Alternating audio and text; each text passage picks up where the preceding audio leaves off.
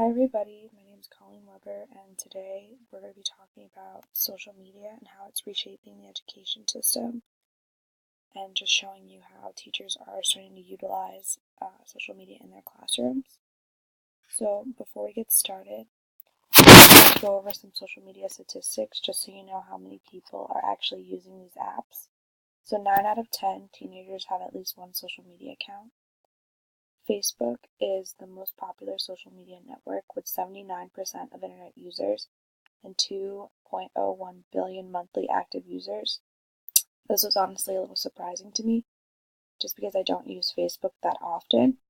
But when you take into consideration how many adults are on Facebook and not on other apps, it makes sense.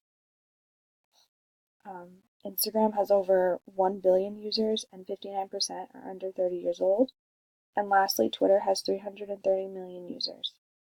I just wanted to share these apps because I feel it would be the easiest for teachers to use these in their classroom as opposed to other popular ones like Snapchat, because I'm not really sure how you would complete an assignment on Snapchat. So, should schools embrace social media?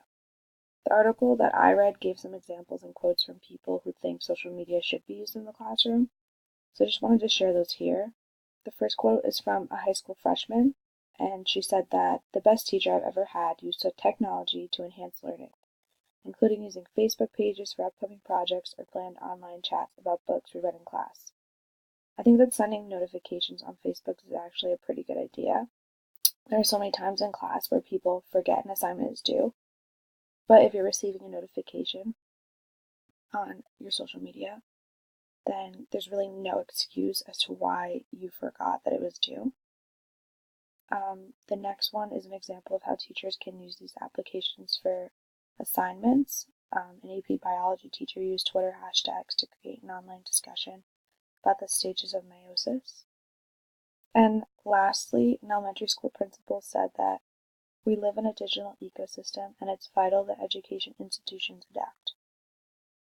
So what are some benefits of using social media in the classroom? And these include building a stronger school community, and it allows teachers to communicate with parents and engage students. So a lot of the times, families are really busy and they can't make it to things, and they might be missing out on information that other people are receiving. So just because people aren't coming to things doesn't mean that they don't want to be a part of the school. So using websites and Facebook pages, Twitter and Instagram, and just updating parents about what their children are doing is a great way to keep everybody involved and keep students engaged. Also, adapting student culture into the curriculum. You saw how many people are using social media. It's obviously part of the students' daily lives, so just incorporating that into the school is a great way to just kind of merge the two together. So some disadvantages: if you are using social media in the classroom, it's very easy for children to get distracted. I know I find myself going on Instagram all the time and just looking at pictures when I'm bored. So it's very easy to get distracted. Also, some downsides are cyberbullying, and at times social media is very unreliable, and I'm going to go into those a little bit further. So cyberbullying, this is just a little background information on what it is. So it's a form of harassment using electronic means. And some examples could be spreading rumors online, sending mean messages or threats, stealing someone's account and sending damaging messages, posting unflattering pictures of someone and spreading them on the internet, and pretending to be someone else to hurt others. So cyberbullying statistics: half of adolescents and teens have been bullied online. A third of adolescents and teens have experienced threats online. 25% have been bullied repeatedly through their cell phones and the internet, and half don't even end up telling their parents. A fifth of these incidents are reported to the police, and 80% of teens use their phone regularly. So if 80% of teens are using their phones regularly, then cyberbullying is a really, really big issue, since so much of their lives are online. This would just be something to look out for if you are going to use social media in the classroom. You need to be aware that this is probably going to happen, and you need to have steps as to how you can prevent it and how you can deal with it when it does happen. Another is unreliable. So not only are resources online unreliable, but even social media sites can be unreliable. An example of this is Lil Miquela, I believe that's how you pronounce it, and her picture went around. It's the picture right here. She was a model, and people didn't believe that she was real, and it turns out that she was a CGI Instagram model.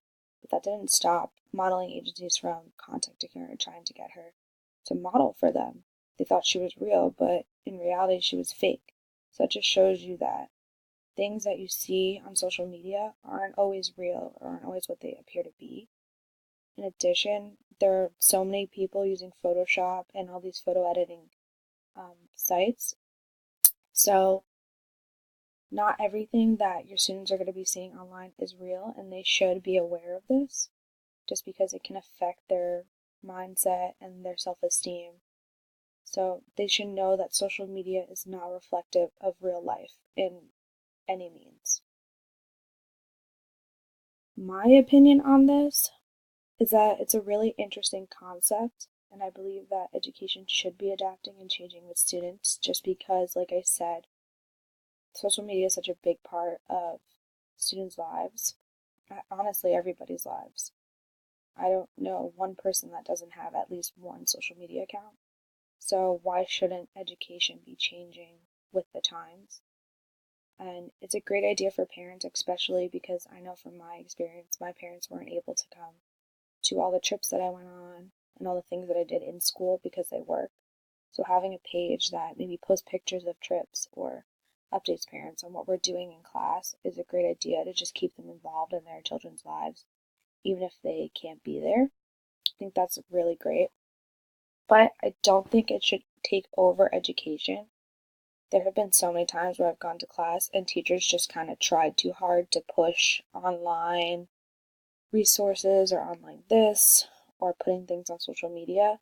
And I feel like their message just kind of got lost because they were trying too hard. So don't think it should be all of education, but I think it should be incorporated somehow.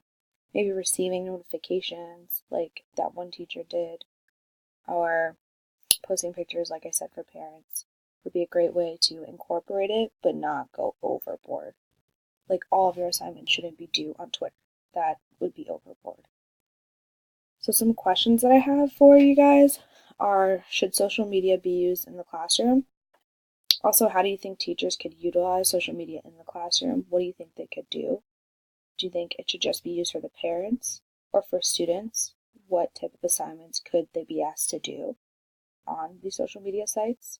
For example, you saw how the one AP biology teacher used the Twitter hashtag to discuss the stages of meiosis, which is kind of cool. So do you think things should be like that? Or what are you guys thinking? And also, how do you think cyberbullying could be prevented in online discussions or online chats or anything due on social media? And then my last page is just the articles I used in case you wanted to read up on them. One is just bullying statistics, so if you wanted to learn more about cyberbullying. The other one is the article I read about social media and education.